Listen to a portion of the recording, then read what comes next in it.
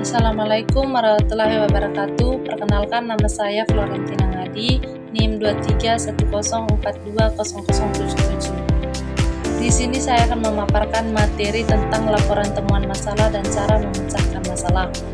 Yang pertama itu pengertian masalah dan temuan masalah. Masalah merupakan kondisi atau situasi yang mengganggu pencapaian tujuan. Dalam konteks kerja atau kegiatan, masalah bisa berupa hambatan, kendala, atau penyimpangan dari rencana yang sudah disusun. Masalah bukan hanya sesuatu yang negatif, melainkan sinyal adanya peluang untuk perbaikan atau inovasi. Yang kedua itu temuan masalah.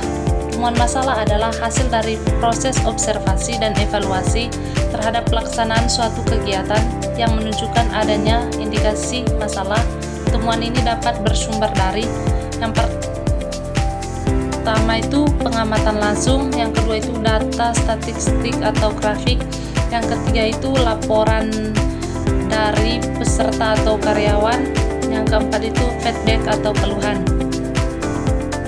Selanjutnya itu ada fungsi laporan. Yang pertama itu informasi objektif, menyampaikan fakta kepada pimpinan atau pengambilan keputusan. Yang kedua itu alat monitoring, mengetahui proses apa saja yang berjalan tidak sesuai rencana. Yang ketiga itu dokumen evaluasi, digunakan sebagai dasar penyusunan rencana, perbaikan atau perencanaan berikutnya. Yang kelima itu bukti penanggung-jawaban, membantu menunjukkan transparansi pelaksanaan kegiatan. Selanjutnya itu ada ciri-ciri masalah yang valid.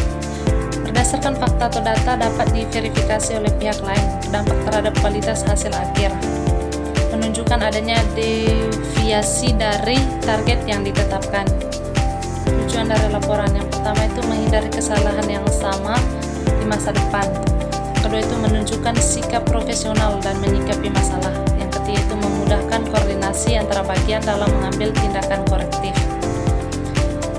Yang berikutnya struktur laporan temuan masalah. Yang pertama itu judul masalah, yang kedua itu latar belakang masalah, yang ketiga uraian permasalahan, yang keempat data pendukung, yang kelima itu analisis masalah, yang keenam akar permasalahan atau root cause, yang ketujuh itu saran, solusi, dan rekomendasi, yang kedelapan tindak lanjut dan evaluasi.